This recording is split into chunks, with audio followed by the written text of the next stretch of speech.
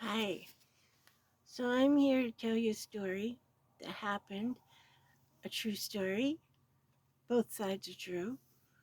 The side that I wasn't there for, that happened back in the late 1800s, and the part that I was there for, which happened in the late 1900s. So back then, okay, first off, real quick, I was raised on the Central California coast. Here I am in my Halloween thing. Anyway, I was raised on the Central California coast, and not nowhere near LA. I mean, hundreds of miles north of LA, and far away from any city life. It was very rural. The beaches were quiet beaches, very few people, a lot of sea otters, a lot of seagulls, and seabirds, and clams and crabs. Anyway, whatever. Anyway, and the Highway 1 goes through there.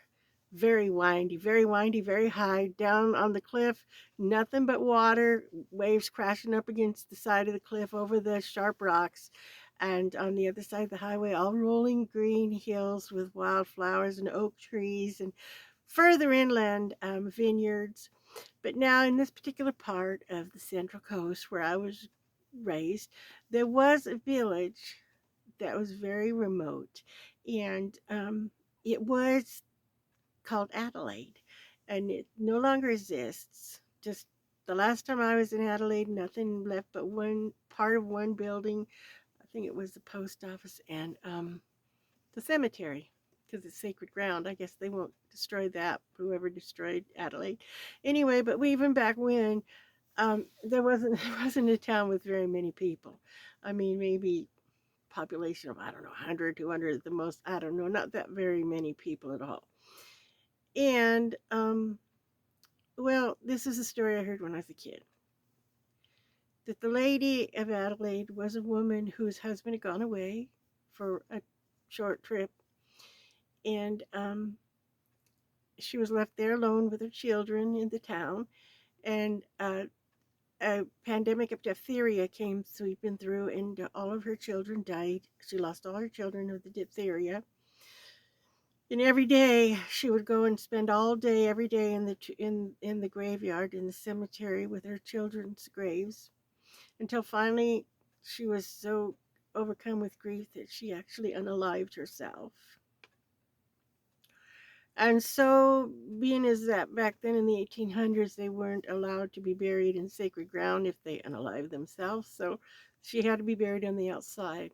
Now, more modern records say that that some kind of thing was going on and she was allowed to be buried inside the cemetery, but I don't know. Anyway, so that's the story. Okay, true story of the lady of Adelaide who lost her children, unalived herself, and the legends say that people have seen her in the cemetery at night, seen her ghost, and that she comes down into the cemetery where her children are, and that she rings a bell. Well, okay, so I guess it was like 1991. We were pretty young, and some friends of mine and we decided to ride out to Adelaide, what was left of Adelaide, and the 1990s, and go on to visit the cemetery, right? And okay, so we went there, and we walked around, and we saw the graves marked of the children, and yeah, it was very sad, and we talked. No, none of us were drinking anything, or no pot, no nothing. I never did any of that anyway. But we just really wanted to have our minds completely clear. We didn't want our minds in any way altered so that we would say, "Oh, well, that was just your brain mind playing a trick on you," or this or that. We were really sincere in our desire to see if we could see or hear anything. So we got, after we talked for a while and it started getting really dark, and we sat back to back, looking out over in each different direction, so that if any one of us saw anything from any direction, we could tell the other ones we see something. Now, we weren't afraid of anybody coming out there. We weren't worried about anybody coming out to play a trick on us, or because nobody would ever go out there. I mean, we were really like We were really the one in a million people that would go out there to the cemetery in the middle of the night like that. But anyway, so we were there, and everything was very silent. Then all of a sudden, the silence was broken by the sound of a beautiful dinner bell. It went like ding, ding, ding, ding, ding, ding. It was very, very clear, undeniable. It was undeniably like a really nice, delicate porcelain dinner bell, maybe crystal glass dinner bell. It was very delicate, very ding, ding, ding, ding, ding. It was just really, really, really, really very clear. And Cindy on this side of me, she goes, "Did you guys hear that?" And then James on that side is like, and he was a Marine. He was a tough guy, Marine. Anyway, he was like, "It was a bell." And he got spooked. Now, I suppose that a men are pretty brave.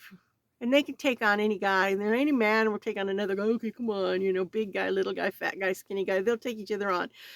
But a guy's not so very brave when he's facing something that he can't see. Something invisible that's ringing a bell. Oh my God. So anyway, James was pretty spooked. And I'm sorry, James, if you're seeing that, that's what you did, okay? Sue me. James would be about, how old would James be? Oh gosh, he'd be like